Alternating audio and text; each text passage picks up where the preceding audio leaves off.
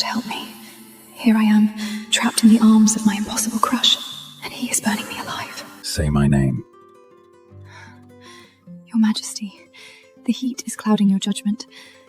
I'm just a human. We shouldn't be doing this. Say my name. That's an order. Kale.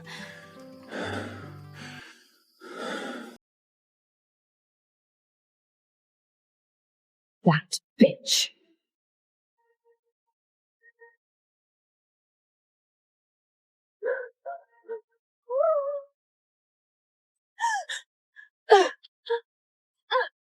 The Dragon King only belongs to his own kind. How dare you steal my man, you filthy human whore!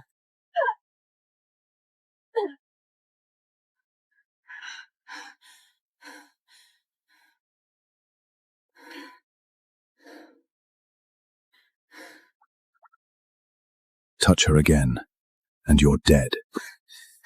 Your Majesty, you're being blinded by this human whore! Look at the prophecy I divined!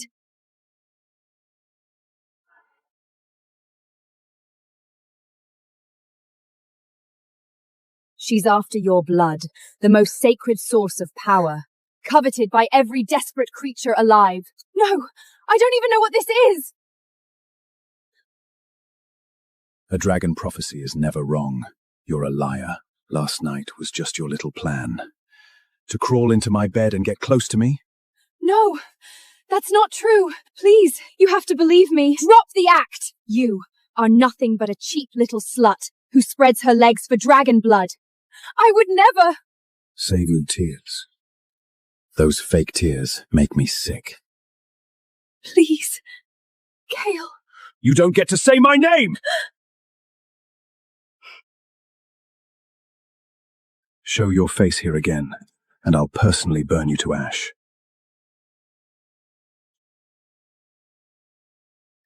The man you spread your legs for just threw you away like garbage. How does that feel, human? It was you. You faked that prophecy! You're smarter than you look. I sacrificed 100 years of my life to fake that prophecy. And now, the Dragon King, his crown, his throne, all of it belongs to me. For a cheap human whore, that's all one night with a king is worth.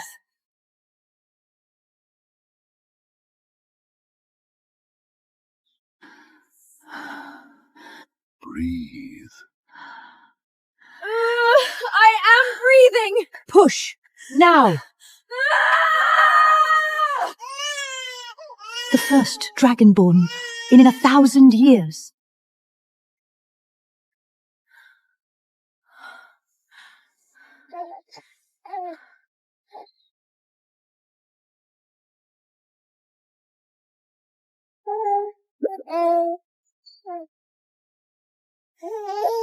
Hi, little one. Looks like it's just you and me now. For now, the scent is gone. No one can trace her bloodline. But that seal, it won't hold forever, Lyra. Before the seal breaks, you return to the realm of dragons.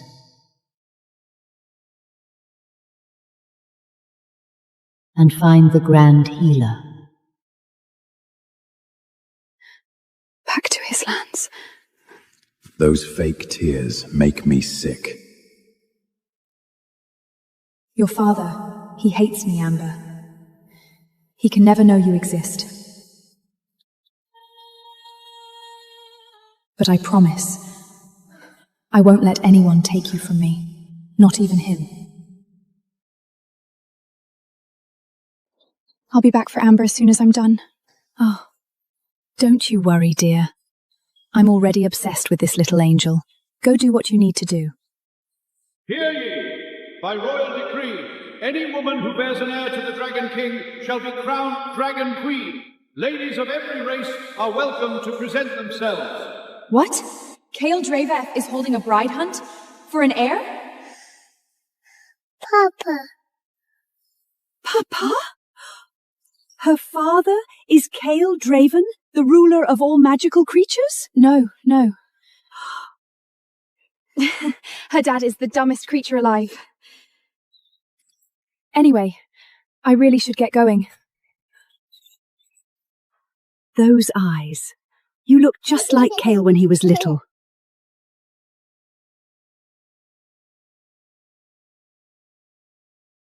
Wishful thinking on my part. Of course you don't carry dragon blood.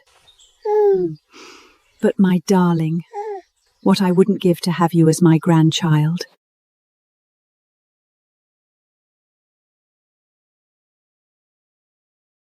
Lyra Voss, you actually dared to come back.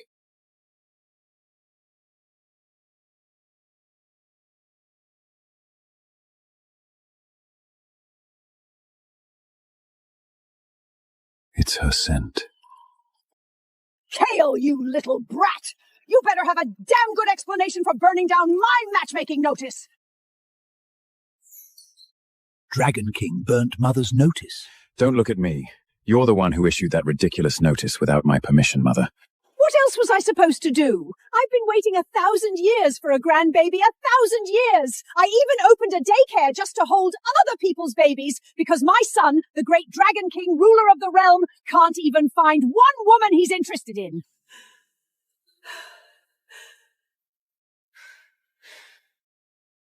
Stop thinking about that lying, scheming woman. The next time I see her, I'll tear her apart with my own hands.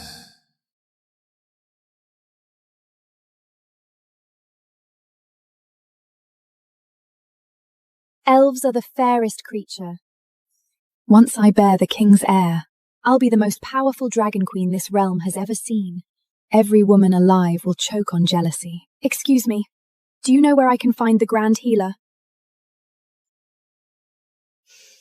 Filthy human peasant. Get out. Now. Please. My daughter is very sick. Only the Grand Healer can save her. I said, get out! His Majesty despises humans. No one is going to offend the Dragon King for some filthy human brat. Your little bastard is as good as dead. Take that back. I don't care who you are. No one talks about my daughter like that. Or what? Go to hell, bitch.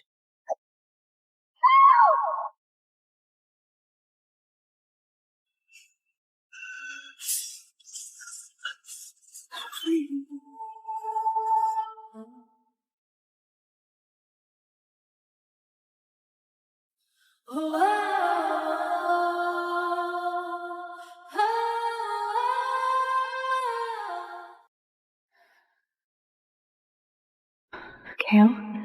Why is he here? He hates me so much. Why would he save me? Why did I jump in? What the hell is wrong with me? Maybe he didn't recognize me. Thank you, sir, for saving my life. I should go. I told you. Never show your face to me again, Lyra. Sir, you've got the wrong person. The wrong person?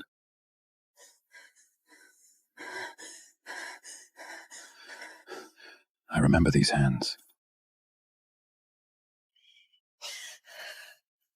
I remember the way they touched me. Let me go! And these legs.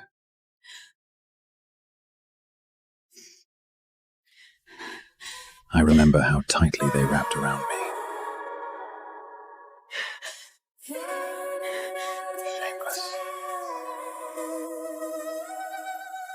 Desperate. What are you after this time? My blood? My power? An heir? Get over yourself! Yes, I came here for a man. But trust me, it's not you. Wait, what just... No! No, no, no, no! Scoop! The Dragon King caught making out with a human woman in broad daylight! That is not what happened. It was an accident. An accident, huh? You really will go to any length to get my attention, won't you? I didn't. I was just— Trying to seduce me. Your Majesty, I have absolutely no interest in you. I swear, I will never ever show my face in front of you again. Good. Keep that promise. Don't sneak into my castle, and definitely don't wait for the guard shift at the top of the hour. Slip through the broken window in the north tower, second from the left, and come looking for me. Got it? Crystal clear.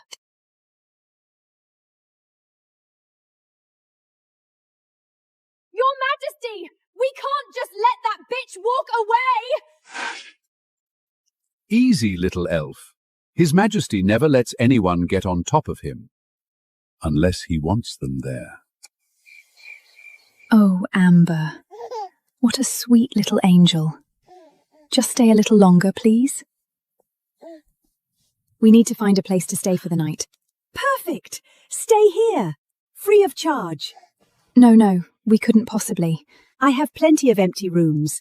And Amber doesn't want to leave her Nana either, do you, sweetie? Marin, thank you. Really. Oh, she's melting my heart. If Lyra marries Kale, I'll never have to be away from Amber again. Lyra, are you single? Because I have a son. A very handsome son. Speak of the devil.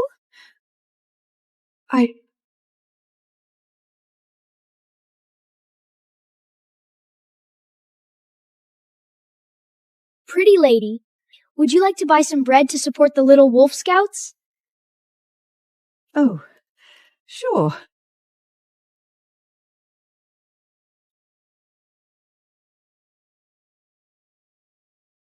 And here I thought that stubborn son of mine had finally shown up.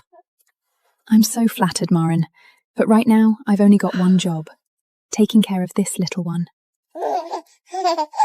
By the way, have you ever heard of the Grand Healer? I need to find him. Oh, that little rascal Thaddeus Lorne? Yeah, I'll ask around. Thank you so much. That means a lot to me. Oh, right. Amber won't take formula. You should probably leave some breast milk here, just in case. Right. Is there a private room where I can pump?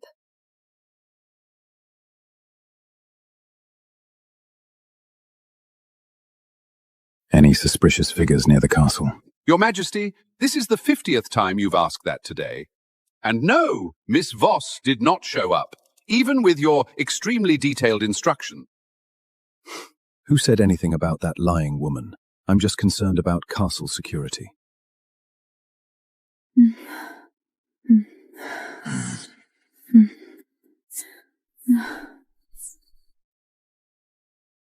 Yes, I came here for a man, but trust me, it's not you. Lyra. How dare you!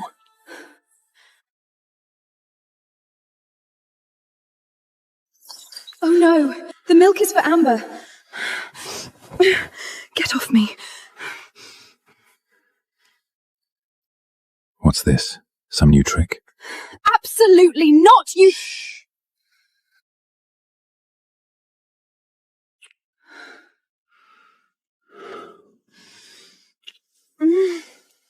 I got to admit, you're very good at making me hard. You arrogant, shameless jerk! Get out of my room! If you're this desperate for my attention, maybe I'll give you what you're craving. Just like old times. Like old times? You seriously think this is some twisted game of hard to get? Get over yourself! You broke into my room! You invaded my world first, Lyra. And that was a massive, goddamn mistake. You call it a mistake? Yes. A mistake I've regretted every single day for the last 2 years. If I could do it over again, I would never, ever cross paths with you. Honey, is everything all right in there? Do you need help? Mum? No! He can't find out about Amber. Yummy smell. Love it.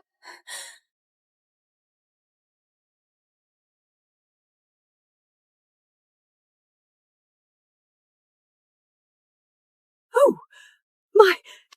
Take your time, honey. Enjoy. A single mother's needs. Get it, girl.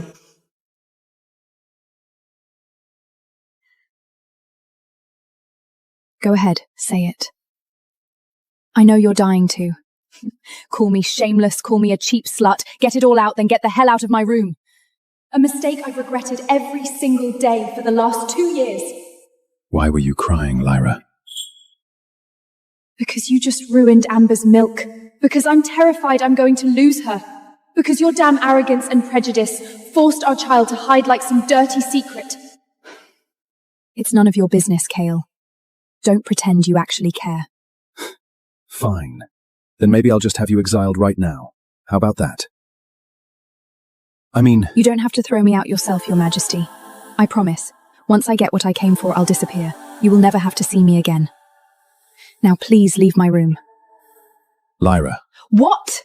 Explain something to me. Why does a single woman spend so much time at a daycare? Unless... you've got a kid here.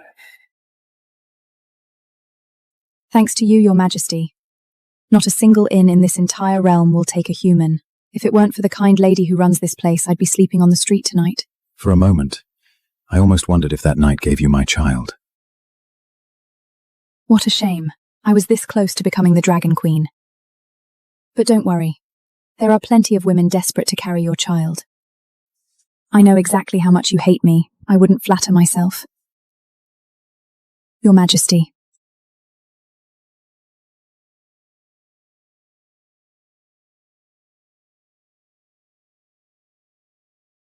I do hate you, don't I?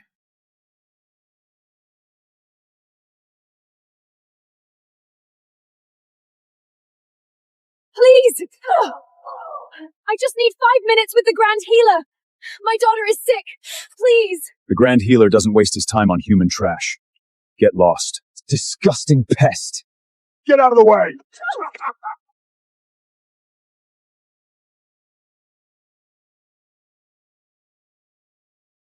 Your Majesty, Miss Voss has recently... From this moment on, that name is forbidden in this castle. Your Majesty?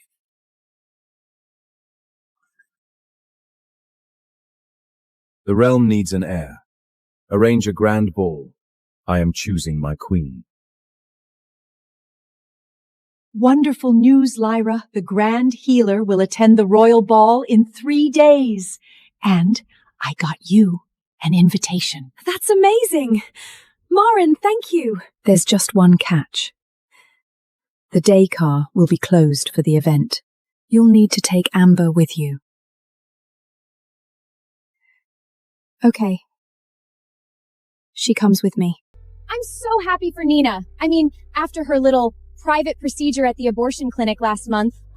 I honestly didn't think she'd make it down the aisle today. Oh gosh, I'm just kidding. Don't jump to any weird conclusions. In my previous life, I had scrambled to explain it was just a minor cyst removal.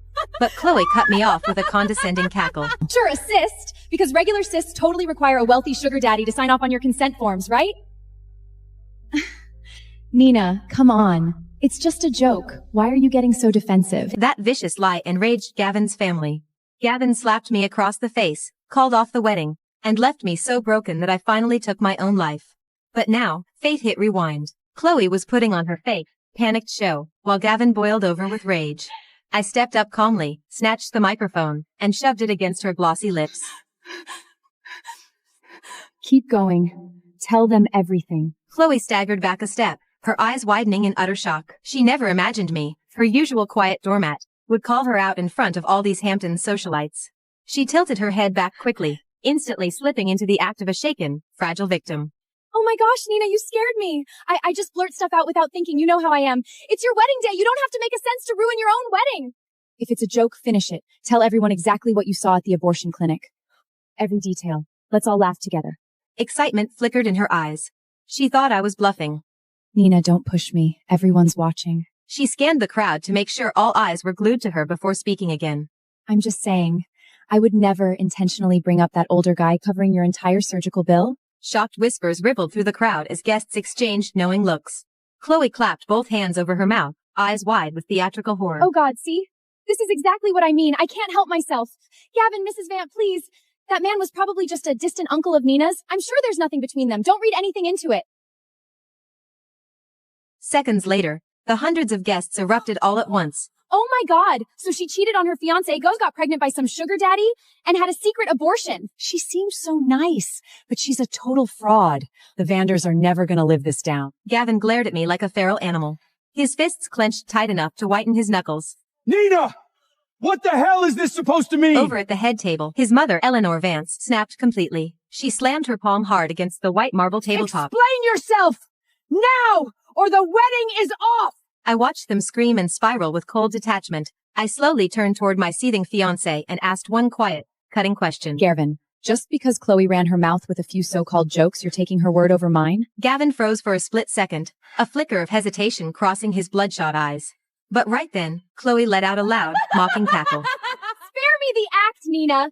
How about you swear to God right now that you weren't at St. Luke's private clinic for a procedure last month on the 15th? If you swear it, I'll get down on my knees and apologize to you right here in front of everyone. Hundreds of judging eyes burned into me. All hesitation vanished from Gavin's gaze, washed away by searing embarrassment and fiery anger. Nina, answer her! Were you at St. Luke's on the 15th or not? I held his stare, my tone cold and unshakable as ice.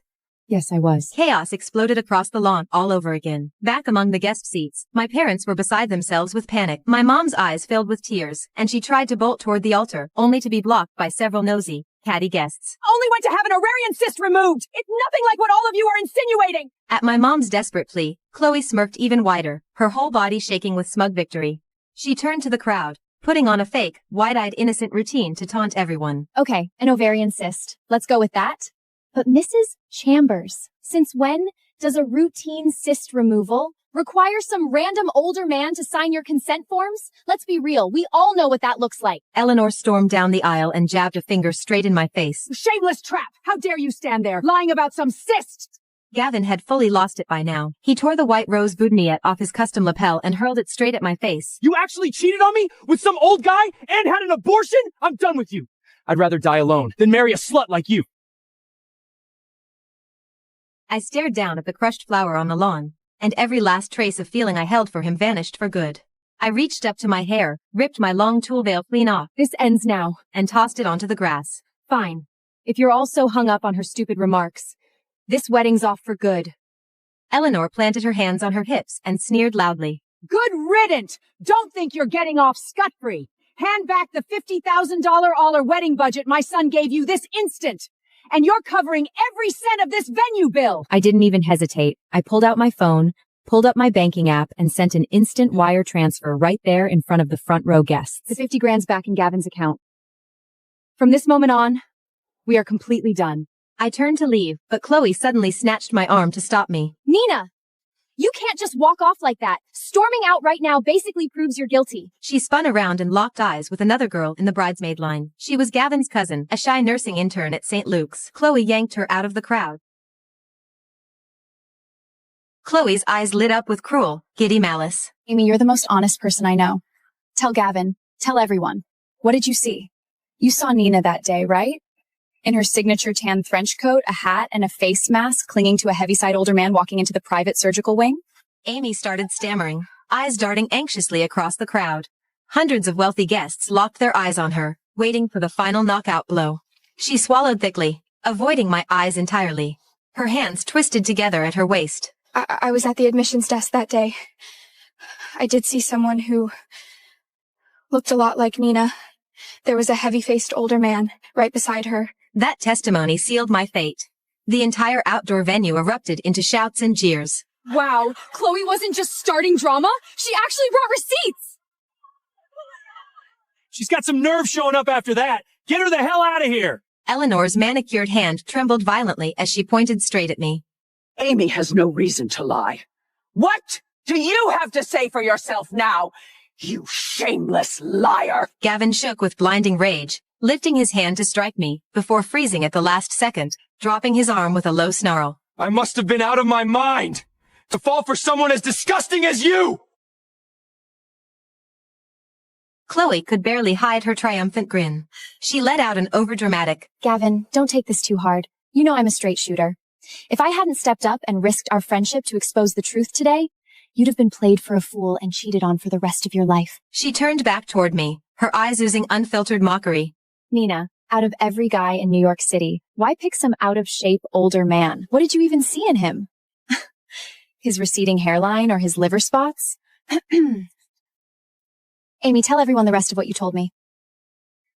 Wasn't that woman that rare limited edition designer perfume gave and imported from Europe last month? Yes. It was that exact fragrance. It's one of a kind. I'd never mix it up with any other scent. Did everyone hear that? The perfume matches perfectly too. Nina, don't tell me this is just another wild coincidence. I stood calm and quiet, watching Chloe dig her own grave with every lie. I didn't waste my breath arguing, just wearing a faint, icy smile. The perfume is a nice touch, I'll give you that. But Chloe, is that really all you've got? Chloe rolled her eyes. I didn't want to drag your name through the mud like this, Nina. But you're utterly shameless! Before anyone could react, she scooped my white satin bridal clutch off the table. She spun back to the crowd, holding my clutch high above her head like a victory trophy. Don't hate me for prying, everyone. I was helping Nina organize her wedding cards earlier, and I felt something hard at the bottom of her bag by accident. She ripped the clutch zipper open, flipped it upside down, and shook it hard. A lipstick, pressed powder compact, and tissues spilled across the lawn. Alongside them fell a sealed pillbox, a crumpled document, and a gold hotel key card. Chloe snatched the paper instantly and held it up for the whole crowd to see. Look at this, everyone! A positive 7-week ultrasound. Then she flicked the pillbox with the toe of her heel, sending it skittering away. And this! Mifepriston! Abortion pills! She clapped a hand over her mouth, putting on a devastated fake act. Didn't you claim it was just an ovarian cyst? Oh God, what am I saying? Everyone, just forget it! I'm sure there's a perfectly logical explanation for why our innocent bride has abortion pills in her bag. Right? The crowd erupted into chaotic gasps and outraged whispers. Gavin lost every last shred of control, smashing the nearby champagne tower to pieces. He grabbed a sharp broken glass stem and lunged straight at me. Go to hell, you lying bitch!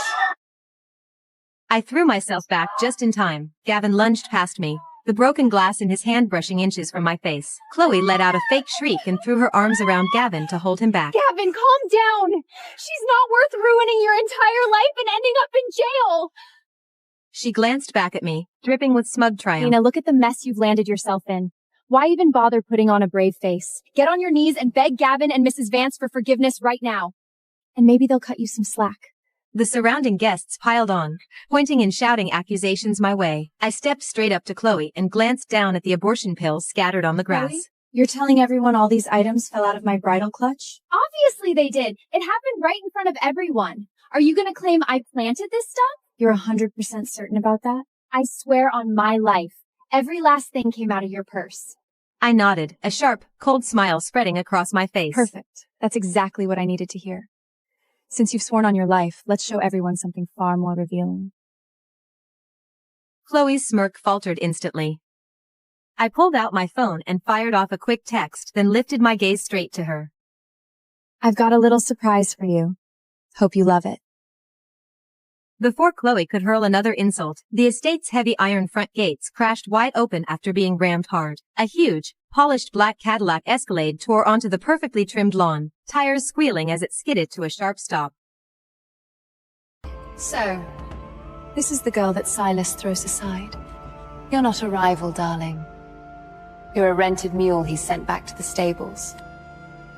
I am Lucia, daughter of the deputy of the House of Antony. Get out of here before I have the guards drag you out like the street rat you are. You're right.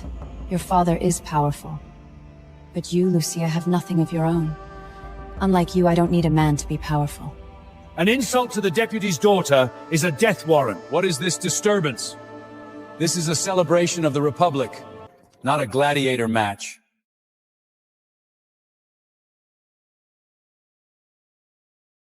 Senator Silas discarded this Egyptian trash years ago. Yet she persists in soiling his victory feast with her presence. Senator Silas was hand-selected by Mark Antony himself for this role. You are vastly out of line. Look around. These are the men who run the world. They are the architects of the Republic. And you? You're no better than a street rat with no future. Oh, I have a future. I am building a world you aren't capable of imagining.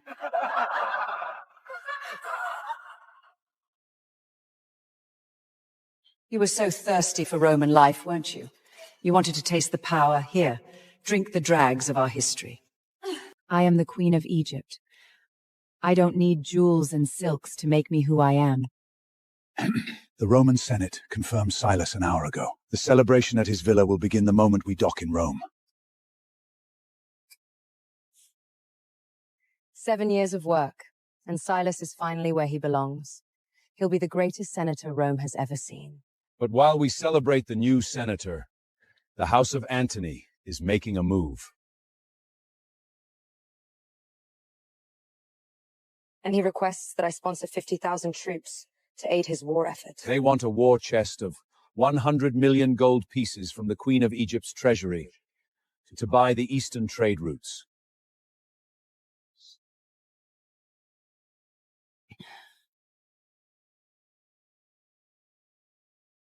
I want to meet their leader before I decide if he's worth the investment. We need the funds approved by the Queen of Egypt. If the Queen of Egypt is as difficult as the rumors say, I'll be begging in the Forum by winter. The Queen isn't difficult, General. She just has a low tolerance for Romans, who can't read a map. Move your cavalry to the high ground. The marshes will swallow them by noon. And what does a scholar know of military logistics? Stick to your scrolls, girl. I'd drink quickly if I were you. The sea pressure is shifting. The gods of the deep are waking up.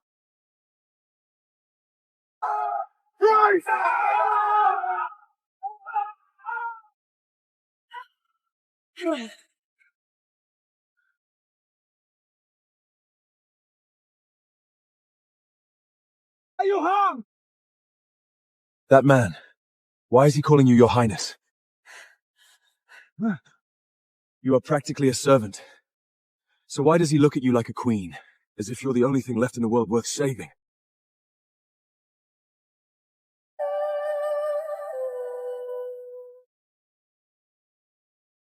Sir, the gods didn't drown us, but your grandmother, the Empress Julia, will. She secured the alliance with the House of Cicero with a marriage to Lady Octavia. I don't need a marriage into the House of Ciso to make me powerful. Perhaps if you return with a wife, the Empress Julia's contract will be void. But unless you plan on marrying a seagull...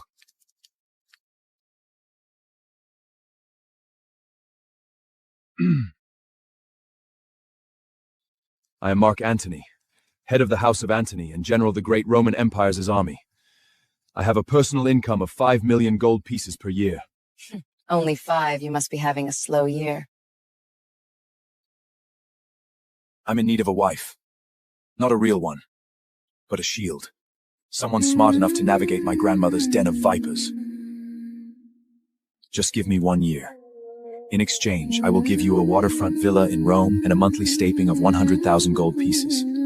You can remain a scholar, but to the world, you wear my ring. You must really hate the woman they are forcing you to marry. We'll hit the docks by dawn. My offer stands. All you have to do is look pretty at dinner and pretend I'm the smartest man in the room. That might require a significant raise in my allowance. You've got a lethal tongue for a woman with no shoes. Why the hesitation? I offer you a fortune. Because I'm already promised to a man I've spent 7 years investing in. 7 years, by the gods, that's not an investment, that's a hostage situation. Careful, General. You might find that I'm much more expensive than 100,000 gold pieces. I've always had a taste for luxury.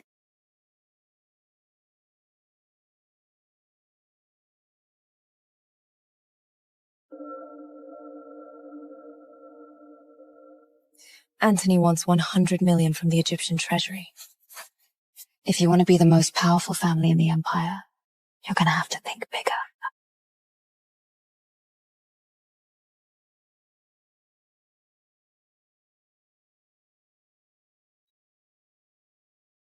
Last chance. Villa or the streets? A word of advice. When you present that role to the Queen of Egypt, don't be afraid to know your worth. What in the name of Mars is this? You did this. 100 billion gold pieces and 2 million soldiers. The Queen of Egypt will think I'm a fool. I'm a general of Rome, not a common beggar with a delusional dream. You were a beggar the moment you asked for only 100 million gold pieces. The Queen of Egypt doesn't respond to small requests. You've ruined me. If I present this to the Queen of Egypt, she'll laugh me out of the empire. Deliver this to the Queen of Egypt. No, you've ruined me. And maybe it's good we aren't actually getting married. After 7 years, I finally get to see the man I love. Don't just join the Senate. Own it. The orphans in the province need me. How did you get this? Must you leave me for 7 years?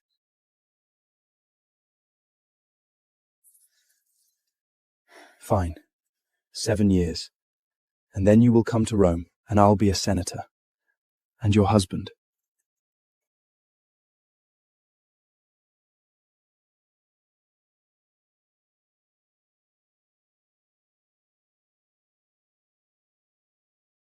You've done what you set out to do.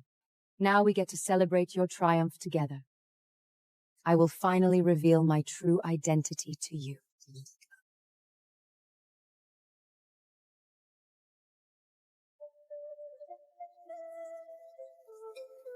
It appears Silas has put my money to good use.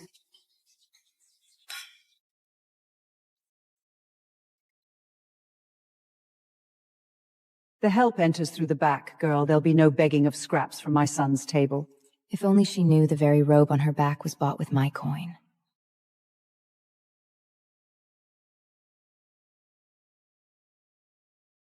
Silas, I've traveled across the world to celebrate your success.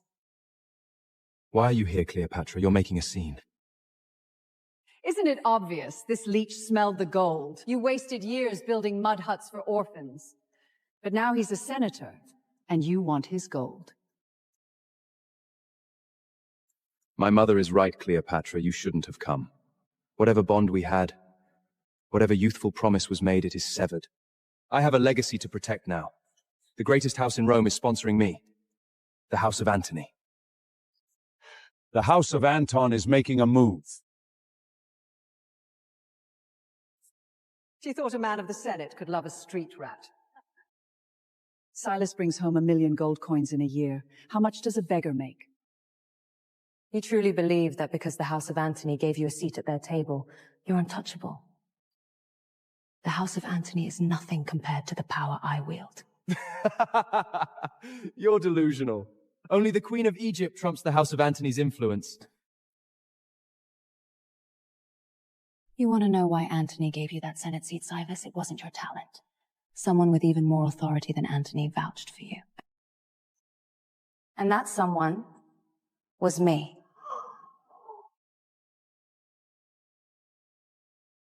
Sir, a response from the Queen of Egypt. You won't believe it. What? Did she put a price on my head for requesting such an insulting amount of money? Sir, the Queen just approved the entire aid request.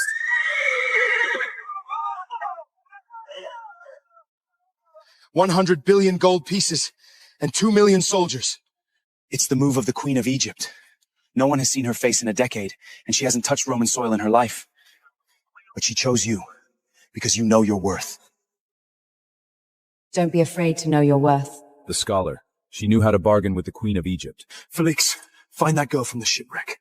Search every library, every slum, every back alley in Rome. I don't care what it costs or how many men you have to bribe. I've never been challenged like that in my life. I'm not letting her go. Forget the fake marriage. I want to marry her for real. You vouched for him. Who do you think you are? You were a glorified servant who read him silly stories while he prepared for greatness. You aren't upset about the breakup. You're just angry about the gold you wasted on my education. Let me make it easier for you. I will pay you back on your investment. 100,000 gold pieces. More than you'd see in 10 lifetimes. Take it and disappear. Fine. 300,000 gold pieces. Don't be greedy, Cleopatra. It's not a good look for a beggar. And how did a beggar afford Silas's tutors and travel? Unless you were selling your body in the streets. Take your money and leave, you slut.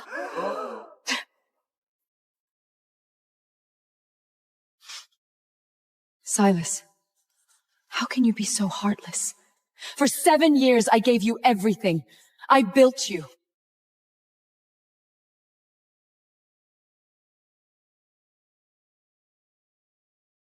You are the past. Lucia will give him a future. She is the daughter of Gaius, the great General Antony's deputy. You were just a filthy stain he's finally ready to erase.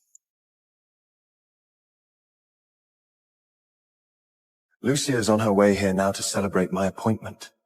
Trust me, Cleopatra, you don't want to be here when she walks in. Because the moment you see her, the moment you see what a real Roman woman of power looks like, you'll finally realize how pathetic you are. Now get out.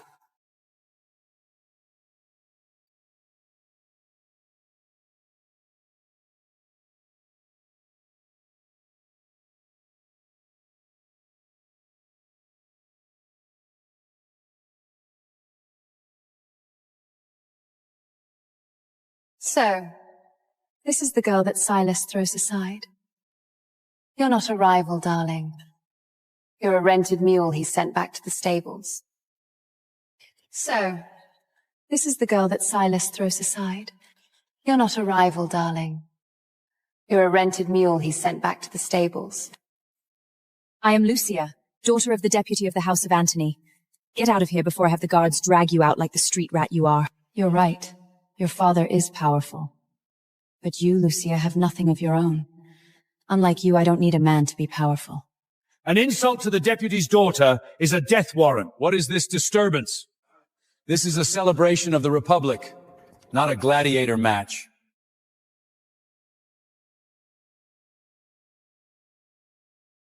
Senator Silas discarded this Egyptian trash years ago.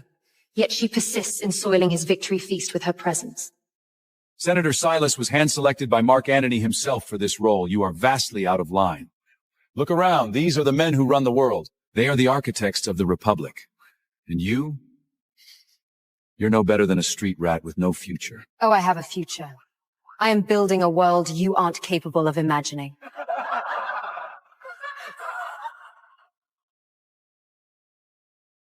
You were so thirsty for Roman life, weren't you? You wanted to taste the power. Here, drink the dregs of our history.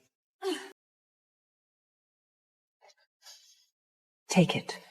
It's the closest you'll ever get to wearing a noble's colors. You will pay for this. I would never marry you. You are a delusional girl who mistook a business arrangement for a romance. For 7 years, I sent Egyptian gold across the sea to you. This is how it ends? With you playing king in a palace I bought for you! How dare you!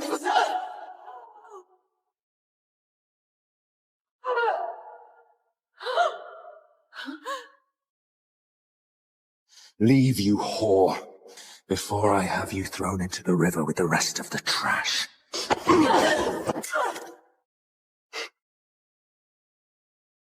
Don't just stand there, Silas. Let's show the people of Rome what happens to gold diggers who try to buy their way into the Republic. Guards, secure this woman. She is a threat to the senator's safety and the dignity of this house. I tried to warn you, but you wouldn't shut up. You think you are so special. We will hold a grand parade and see what Rome thinks of you.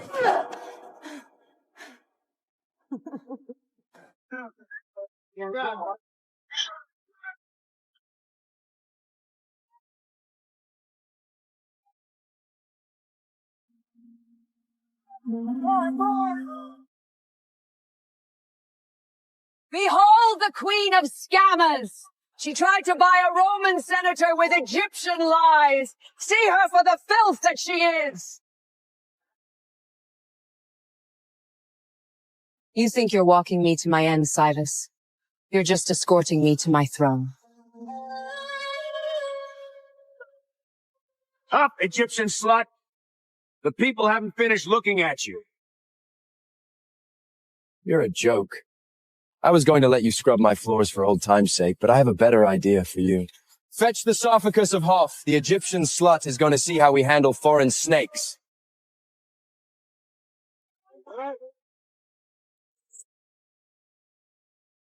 Many have tried and failed to kill me. We will see who the gods truly favor.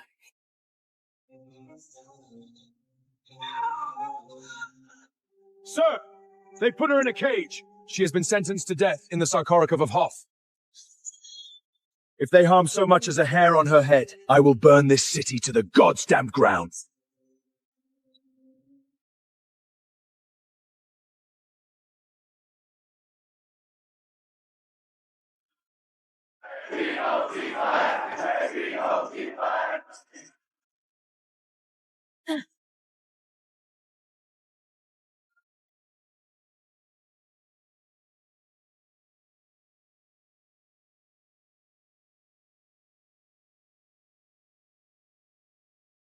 You traveled across the world for a place in the House of Antony, didn't you, little liar?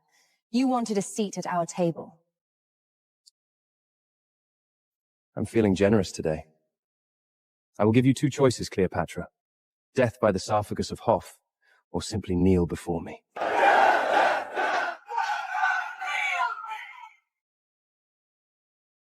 I would rather face a slow death by 1,000 snakes than kneel before a sniveling serpent like you. Yeah. Death it is then, you haughty bitch.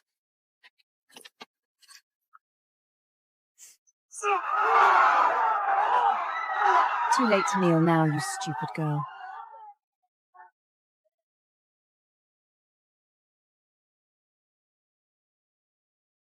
The general, Mark Antony, has entered the forum.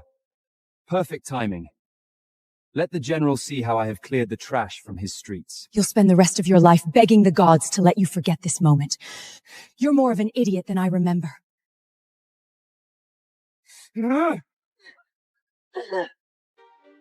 was terrified at 30,000 feet. With oxygen masks dangling, I made a silent vow. If I survive and he's there to pick me up, I'm turning down the rocation offer and staying. 4 a.m., just as I landed, an Instagram notification lit up my phone. My husband had posted a photo of Mallory from behind pulling her suitcase.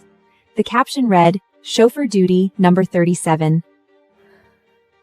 Precious cargo, delivered safe and sound."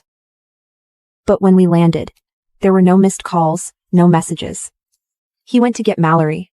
He remembered all of her flights, but never mine. In our 4 years of marriage, I had taken 109 flights, and I had taken a cab home 109 times.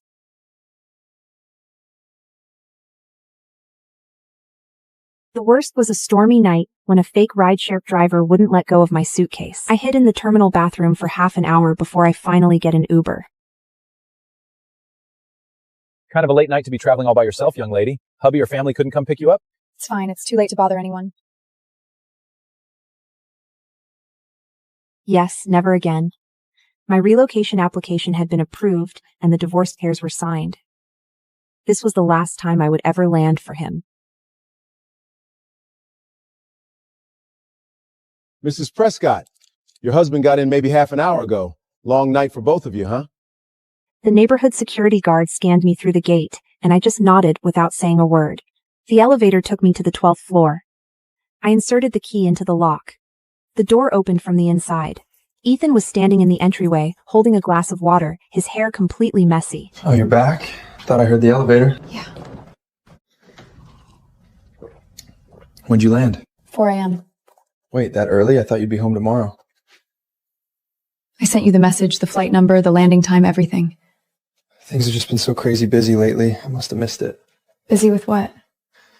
Mallory's project ran into some issues, and she was a total wreck. I stayed with her for a while just to talk her down. He took my suitcase, leaned it against the wall, and turned toward the living room. Why didn't you just tell me to come get you? Seriously, I would have come.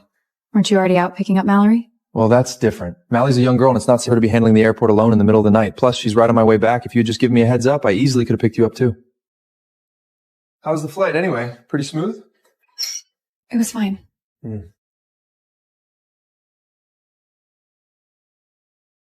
I walked into the bathroom to wash my hands. On the counter sat a tube of lipstick. A dusty pink, not my shade. Next to it was an unopened pack of cotton pads and a small bottle of makeup remover. Ethan, whose lipstick is this on the counter? Oh, that's Mallory's. She forgot it the last time she came over for dinner. Does she come over a lot? I mean, not that much. Maybe 2 or 3 times a week. When you're away on a trip, she usually drops by to help me tidy up the place, cook a meal, stuff like that. 2 or 3 times a week. My trips usually lasted 5 to 7 days, which meant that whenever I wasn't home, Mallory was practically here every single day. Does she have a key to our place? Yeah, I had a spare made for her. Just in case something happens while you're traveling, someone needs to be able to get into the apartment. Why didn't you bother to mention that to me? What's there to talk about? It's Mallory. She's not some stranger. He said Mallory wasn't a stranger. Then what was I? I dried my hands and walked into the living room. His phone lit up on the coffee table. He picked it up and glanced at the screen. Never start drama. It's not that I didn't want to blow up at him, it's just that making a scene wasn't going to fix anything. Mallory's asking if I can take her to her physical tomorrow. She's terrified about her getting blood drawn. Go. Wait, you don't mind? Why would I mind her? Good. I knew you'd be cool about it. Mallory always says you have the best temper, that you never start drama. He would just call me petty, tell me Mallory was just a friend, and say I was being completely unreasonable.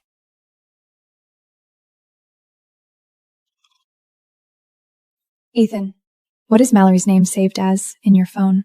Mal, why? What about mine? He frowned slightly, clearly confused by the sudden interrogation. He flipped his phone over and looked at the screen. Elise Prescott. Something wrong? Mallory got a cute, intimate nickname. I got my full, legal name. No.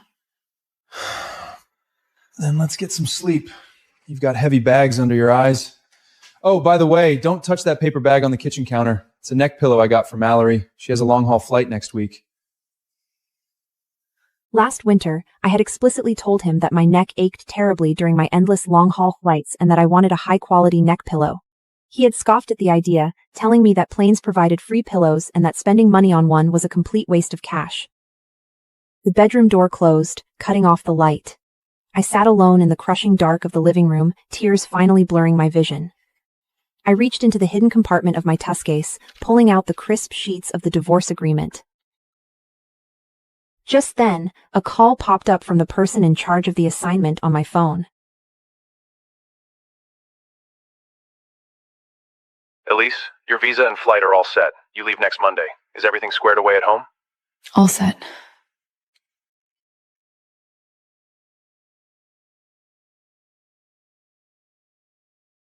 Hey, I need to hit the hospital today. Can you drive me? The hospital? What's wrong? My ears are messing with me. Ever since the cabin pressure changed on my last flight, my left ear won't stop ringing. Is it bad? I don't know. I need to get it checked out. Okay, I'll drive you. What time is your appointment? 10. Perfect. I'll head over to Mally's place first to grab a package for her, and I'll be back to pick you up at 9:30. Can you just drop me off first? The delivery guy left a huge box down in her apartment's underground garage. The garage lights are super dim at night, and she's way too scared to go down there and drag it up by herself. Why can't she go during the day? Because she works during the day.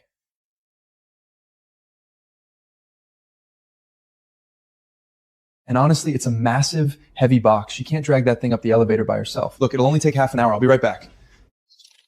9:30 came and went, 10 o'clock came and went.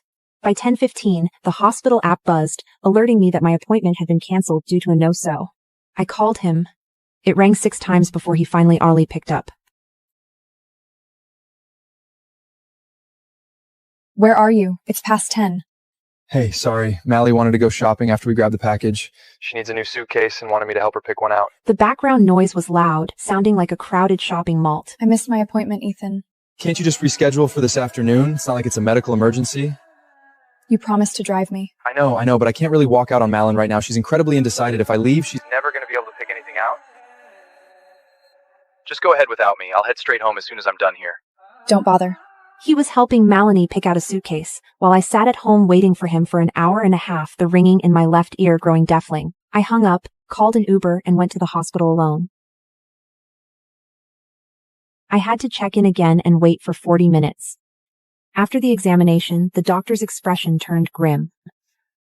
The eardrum is severely convestuated. When did this start? A week ago, during a flight. Was there severe turbulence? We hit a violent pocket of clear air turbulence. You should have come to the ER right away. You've experienced some mild hearing loss in your left ear. You need to start you on medication and keep a close eye on it. But I'm telling you right now, flying is completely out of the question for the next 3 months. What if I don't have a choice? It will get worsened. In a worst-case scenario, you're looking at permanent hearing loss. Holding my discharge papers, I walked out of the exam room and sat on a bench in the hallway for a long time. Elise, honey, are you back? How was your flight? I'm back, Mom. Everything was fine. Ethan picked you up, right? Yeah, he did. Good. As long as you two are happy, that's all that matters to me. Mom, the relocation was approved. I leave next week.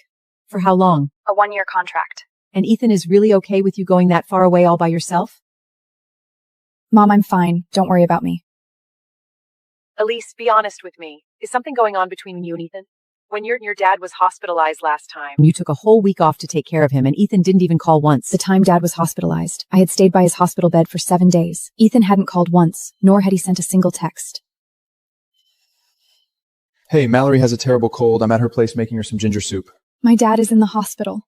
Oh, is it serious? You should probably stay a few more days then. I've got things covered at home. He had things covered at home, with Mallory. Mom, I'm really fine. I hung up. At 3 p.m, a text from Ethan flashed on my screen. I stared at the words. Only after he had spent his entire morning catering to Mallory's whims, trailing behind her through department stores pick out a damn suitcase, did he finally remember to ask about his own wife. Nothing major, just need to rest. Good to hear. I'll make dinner tonight. What are you in the mood for? Whatever.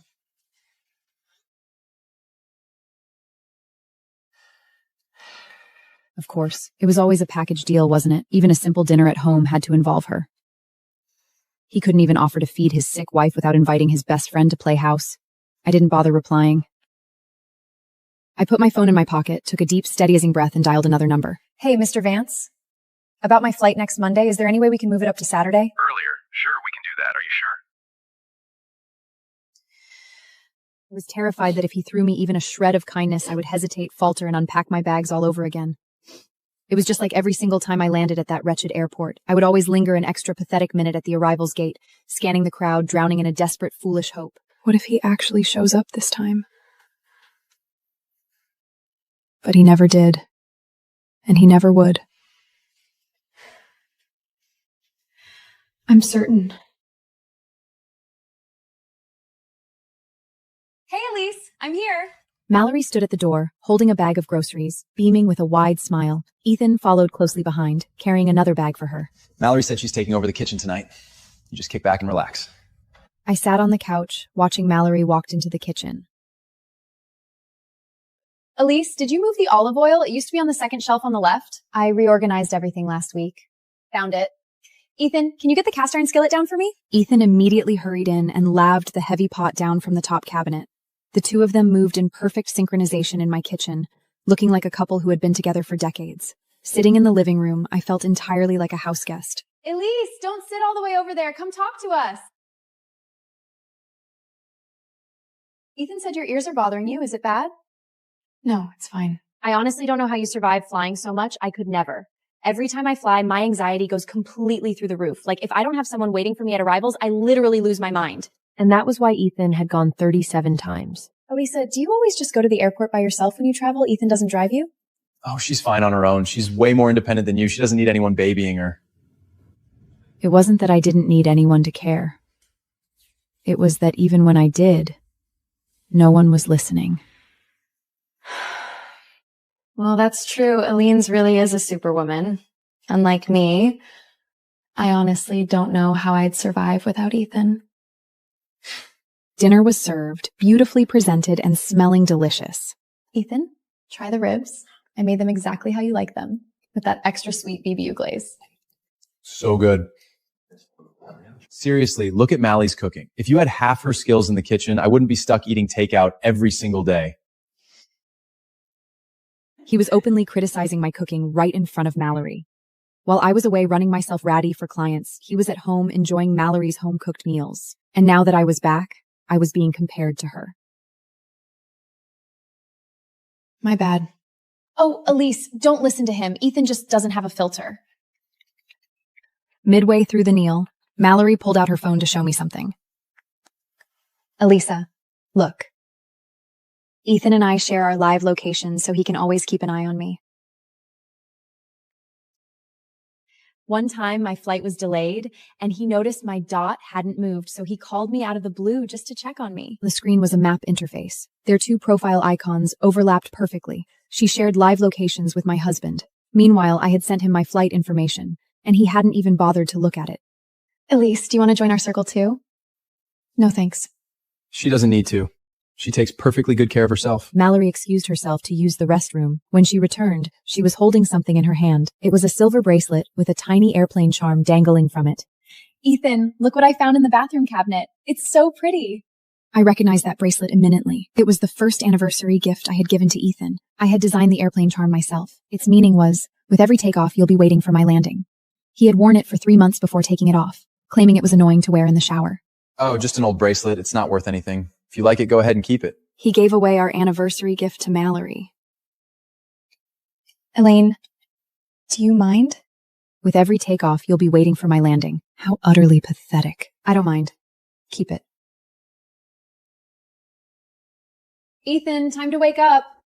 Saturday morning at 6 o'clock, I set breakfast on the table. White toast, 2 over-easy eggs, the cheap drip coffee he liked better than the expensive one I had bought him for Christmas. He walked out, rubbing his eyes, and sat down to eat. Why are you up so early today? Couldn't sleep. Mallory texted me last night. She wants to throw a birthday party for me next month. What do you think? His birthday was on the 15th of next month. Last year on his birthday, I had rushed back from a business trip with a cake in hand, only to open the door and find that Mallory had already decorated the place with balloons. Mallory already bought one. Just put yours in the fridge. Seeing the cake in my hands, he had said, Mallory already bought one. Just put yours in the fridge. That cake sat in the fridge for 3 days before I finally threw it in the trash. Do whatever you want. All right, I'll talk it over with Mallory then. Oh, by the way, she asked me to drive her new car to the dealership for its first maintenance check today. I might be back a bit late this afternoon. Okay. Wow, why are you being so easygoing today? I'm always easy, Gannon. He smiled, thinking nothing of it, and went back to eating his toast. Ethan. Yeah? If one day I suddenly wasn't around anymore, would you miss me? His fork froze over the egg. What kind of question is that? Just asking. Where else would you go? Stop letting your mind wander. He stood up and put his plate in the sink. I'm heading out. I'll be back right after I help Mallory with her car. He changed his trousers and grabbed his keys. Ethan. What now? Can you please stay home today? Just today. He frowned. Elise, I already made plans with Mallory. I can't just flank on her. Do you actually have something going on? I want you to stay. I want you to sit with me for just one afternoon. I want to tell you that my plane almost crashed and that my ear might never fully recover. I want to tell you that this is the last time we will ever talk face to face. It's nothing. Go ahead. All right, see you later. The front door clicked shut. After the distant chime of the elevator echoed away, the entire apartment fell into absolute silence. I stood up and began to pack. I didn't have many belongings in the closet. Everything fit into just 2 suitcases. On the bathroomer, only his things and Mallory's ripstick remained. I left the row of strawberry yogurts in the fridge untouched. I picked up the framed wedding photo on the bookshelf, looked at it for a moment, and then placed it back down, face down against the shelf. Finally, I walked into the living room. I spread out the divorce agreement on the coffee table. 3 pages of standard white paper, with my signature already inked on the bottom left of the final page. The right side was completely blanky, waiting for his. Next to it, I left a post-it note. The relocation paperwork is finished, and I'm leaving. Please review the agreement. If you agree, sign it and mail it back to the company's legal department. Pulling my 2 suitcases, I walked to the entryway. I took one last look at the place I called home. The dent on the couch where he always sat, his sneakers lined up by the shoe rack, and the neck pal embroidered with an M resting on the kitchen counter. 4 years.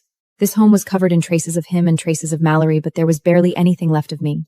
I pulled the door shut gently, leaving it unlocked. Downstairs, the Uber was already waiting. As the car drove out of the neighborhood, I didn't look back. I switched my phone to airplane mode. 3 hours later, the plane landed. A new city, a new airport, and no one waiting for me at the arrivals gate. But this time, I didn't care anymore. When I turned my phone back on, a frenzy of notifications flooded in. It's all from Ethan. I'm a starving succubus who survives on men's desire. But I just woke up in modern New York, where everyone acts like wanting someone is a crime. I got fired and nearly arrested just for touching a coworker's abs.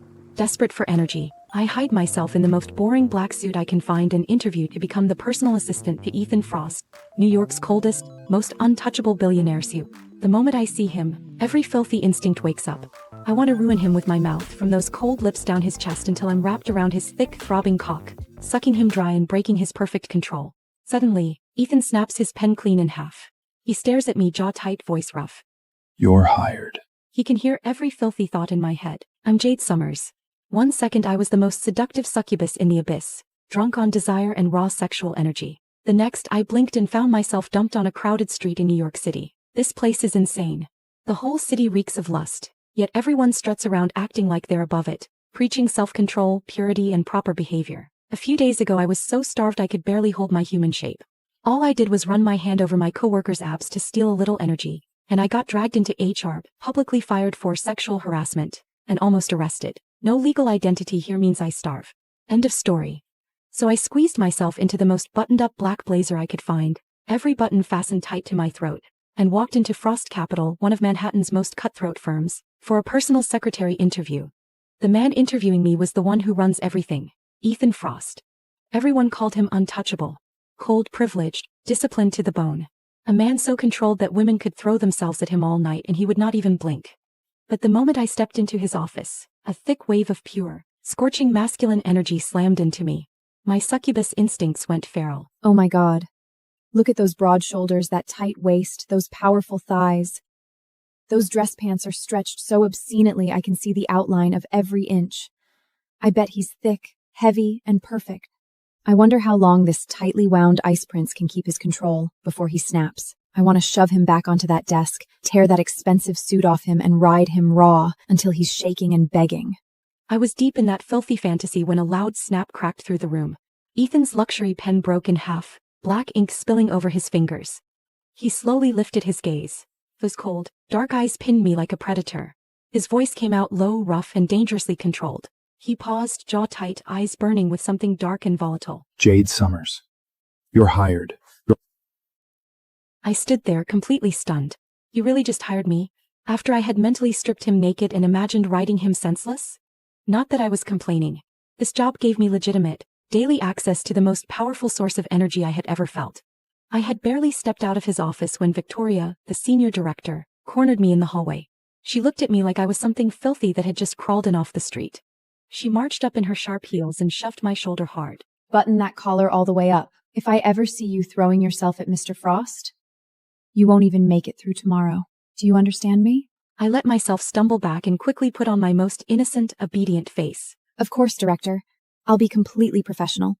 But inside, my succubus side was burning with contempt. Throwing myself at him? Please. You look at him like you own him. You have no idea how good it feels to be flooded with that kind of raw, masculine energy. It would probably kill you. A body like his deserves to be claimed every single day. I want to wrap myself around him, drain him with my mouth and hands until he has nothing left to give. A heavy footstep sounded behind me. Ethan stood just a few feet away in his perfectly tailored black suit, his presence filling the hallway. His dark, intense eyes were locked directly on my face. Victoria spun around instantly, flashing a sweet, adoring smile. Mr. Frost! I was just giving the new assistant some orientation on proper office standards, making sure the wrong kind of woman doesn't cause you any problems. Ethan ignored her completely. His gaze never left me. I watched his throat tighten as he swallowed slowly, something dark and heated flashing in his eyes. His voice came out low and commanding. Coffee. Now. 5 minutes later, I walked into the CEO's office with a cup of black coffee. The second I stepped through the door, that devastating masculine energy wrapped around me again, hot and clean and way too close. It clung to my skin like a second layer. Ethan was leaning back in his chair, reviewing documents like nothing in the world could shake him. Shirt buttoned, tie straight, face cold enough to freeze over hell, but my eyes had no loyalty to my brain. They kept drifting lower, straight to the tight stretch of his dress pants.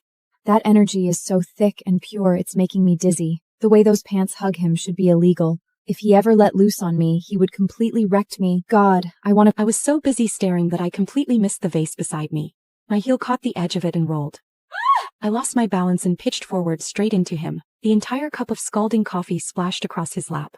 Every single drop. A low, ragged groan tore out of him. The documents in his hands scattered all over the floor. My soul nearly left my body. I scrambled up, grabbed the tissue box off his desk and started frantically dabbing at his thighs. Mr. Frost, I'm so sorry. Please don't move. I'll clean it up. The second my fingers pressed against the soaked fabric, I froze. Even through the thin material, the heat under my hand was overwhelming. Hard, tense, very, very alive. My fingers started to shake. Wait, is he getting hard? God, he's huge. Ugh, I just want to rip these pants open and put my mouth onto his monstrous cock. Ethan's hand, which had been reaching for the tissues, stopped dead in midair. For one terrifying second, the whole office went silent. Then his large, burning hand came down on my lower back. He seized me and pulled me hard against his chest. My breath caught. His body was solid against mine, his breath hot and uneven on my face. That perfect frozen composure finally cracked, and what leaked through was dark, hungry, and dangerous. His voice dropped low. You really can't stop looking there, can you? His voice was low against my ear, and that thick, impossible bulge pressing against me was impossible to ignore. My succubus control was hanging by a thread. This man was playing dirty. And the worst part was, I was almost sure he knew it. I swallowed hard, my whole body going soft against him. My arms slid around his neck before my brain could stop them. I leaned in, lips parting, the tip of my tongue just barely brushing out. One more inch. Just one. Then the memory hit me like a fire alarm. HR dragging me out of my last job in front of everyone. Security watching me like I was dangerous. The threat of handcuffs, police, and a permanent record, all because I touched a coworker's abs when I was starving. My blood went cold. This was not some random office. This was the CEO's office in New York.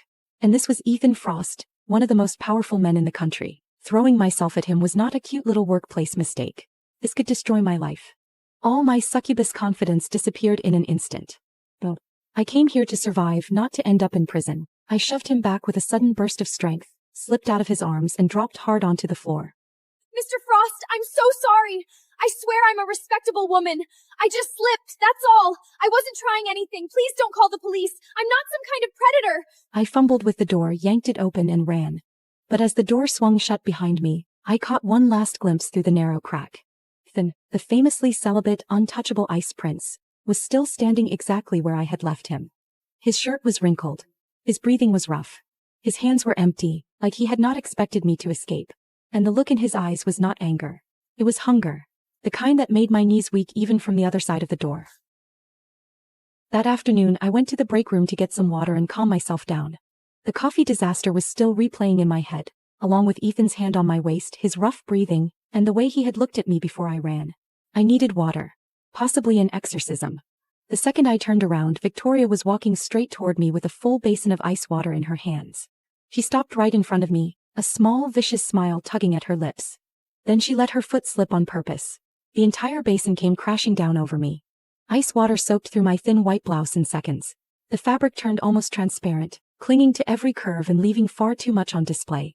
Co-workers rushed over from every direction.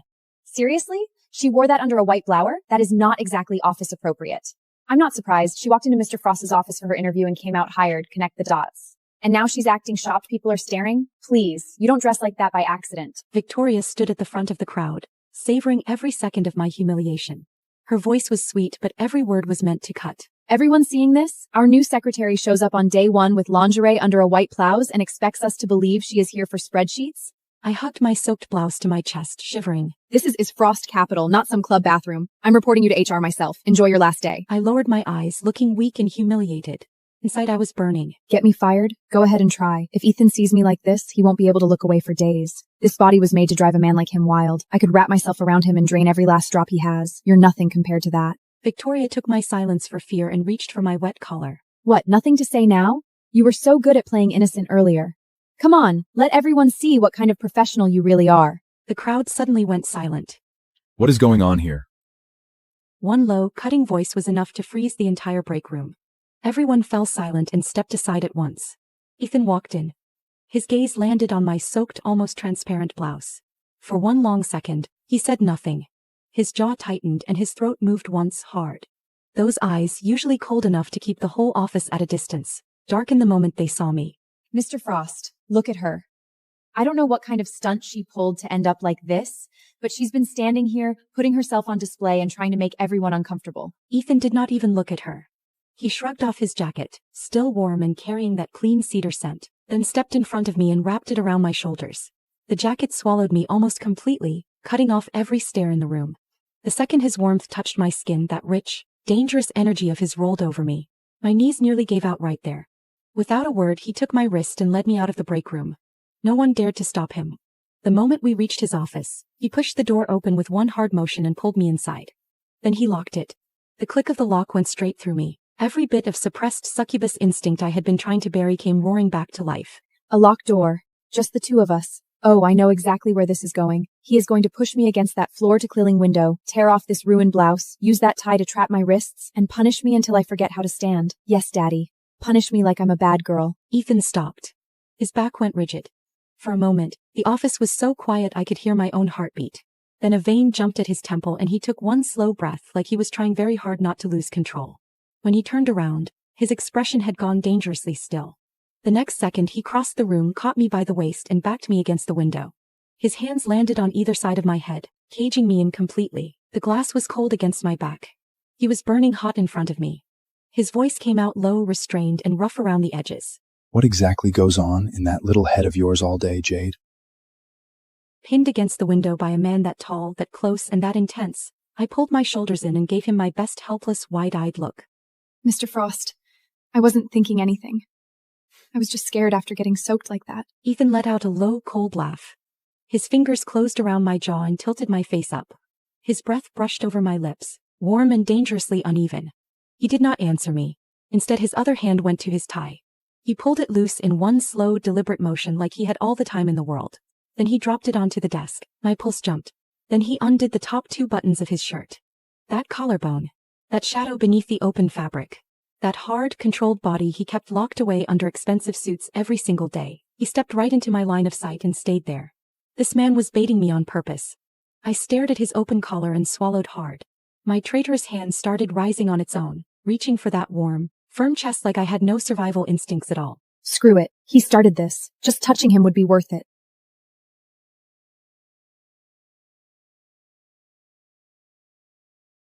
My fingertips were one breath away from touching him. Then the alarm in my head screamed. Flashing lights. Cold handcuffs. Iron bars. A full criminal case with my name on it. Getting fired for touching a coworker's abs was bad enough. Putting my hands on the CEO of Frost Capital? That was a life sentence in heels. Self-preservation kicked in. I snatched my hand back, ducked under his arm, and slipped away. Mr. Frost, my eyes are closed. I didn't see anything. Please keep your shirt on. I have absolutely zero inappropriate thoughts about you. I spun toward the door and got my hand on the lock. But before I could turn it, a rush of cedar and heat swept over me from behind. Ethan was suddenly there, his shirt still undone, one hand braced against the door, trapping me in place. His chest pressed close against my back, and his breath brushed over my ear. Zero inappropriate thoughts. His voice was low and rough, with an edge that left no room to hide. His fingers found my jaw from behind and turned my head, forcing my gaze back to the open stretch of his shirt and everything it revealed. How disappointing. I have plenty of dirty thoughts about you, Jade Summers. That line, spoken from that close, nearly made my succubus tail come out. I stood trapped between the door and his heat, completely unable to move. Just when I thought he was about to forget every last bit of restraint and do something about it right there in his office, the pressure suddenly lifted. He reached into the pocket of the jacket wrapped around me and slipped in a black and gold invitation card, along with a handwritten note. Tomorrow night's finance charity gala. You're attending as my executive advisor. Go to this address today and get a gown. By the time I made it back to my desk, the note was still warm in my palm. The next evening, a black Maybach pulled up smoothly in front of an elite boutique on Fifth Avenue. The store manager had clearly been briefed in advance and met us at the door with a polished, professional smile. Miss Summers, right this way, to the fitting area. She looped the tape around my chest, then drew it in at my waist. A second later, she gasped. Good Lord, Miss Summers. These measurements are unreal. This kind of figure comes along once in a lifetime. She immediately pulled out a red gown. Deep V neckline, open back, a slit that started high on the thigh. I recommend this one. Wear this tonight, and you'll be the best thing that ever happened to Frost Capital's public image. I stared at that gorgeous, barely there piece of fabric, and my succubus instinct sat straight up. With this body in that dress? Absolutely lethal. So that is why he kept looking at me like that yesterday. He has been wanting to see me in this all along. Fine, I'll wear it to the gala and watch his eyes drop straight to my neckline. That will be entirely his fault. Then the memory of being trapped against the door last night came back in full detail, and my survival instinct seized the wheel. Low profile. Boring. Safe. If he lost control in front of everyone at the gala, I would lose the job and then I would starve. I backed away from the dress like it had personally threatened me, both hands clamped to my collar. No, absolutely not. High neck, long sleeves, ankle length if possible. I am a professional. The words had barely left my mouth when a quiet, unmistakably amused laugh came from just outside the heavy fitting room curtain.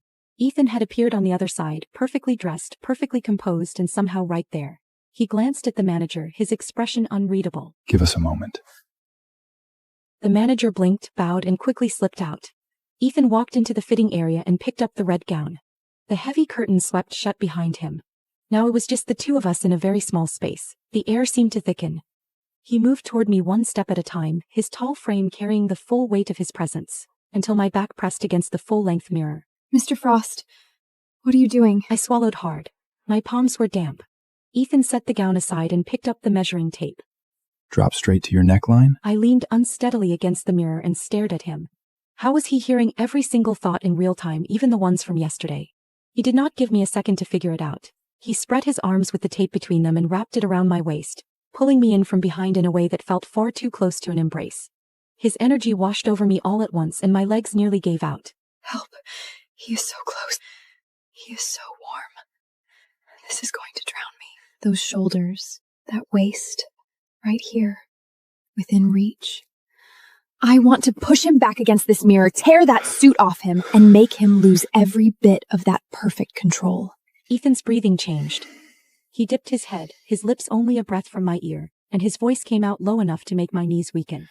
Jade, let me find out for myself exactly how extraordinary you are. His hand moved slowly up my back. The other cradled the back of my head.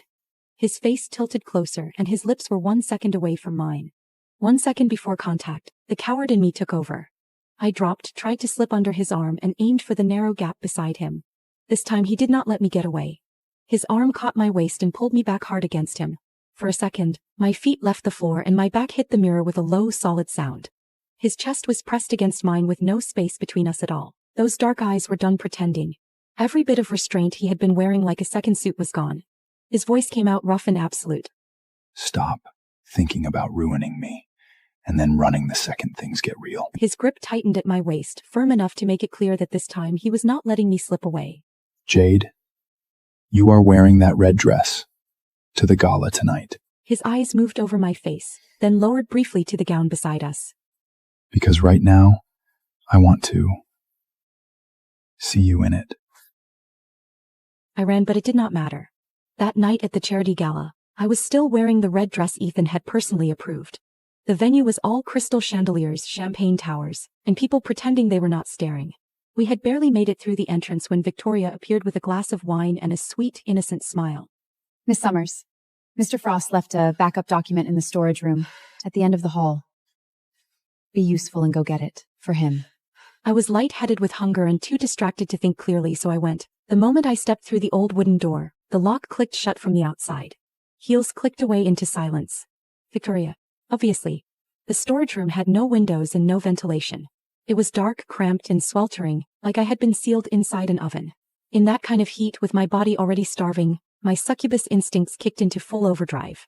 The hunger rose from somewhere deep inside me, burning through my veins, turning my legs weak. All I could think about was the fitting room, Ethan's arms around my waist, his breath at my ear, that clean, intoxicating energy pouring off him and sinking into my skin.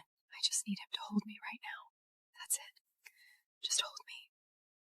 If he came through that door and completely took me over, I don't know how much longer I can hold back. The lock turned again. The dark silhouette slipped inside and shut the door behind him. Then he locked it again. My breath caught. How long are you going to keep driving me crazy like this, Jade? Mr. Frost? How did you get in here? I didn't do anything. I didn't even say anything. You didn't have to. Every single word. He moved closer. That overwhelming heat rolled over me, rich and controlled and dangerous. His hand pressed to the wall beside my head, and he backed me into it with his body without ever fully touching where he should not. In the dark, he leaned down until his nose almost brushed mine. His voice was low, rough, and far too steady. Then he repeated my own thoughts back to me, word for word, calm and merciless. I couldn't stop imagining Ethan's thick cock pushing against my pussy. Jade Summers, you've been undressing me in your head every day since the interview. Did you really think I couldn't hear you?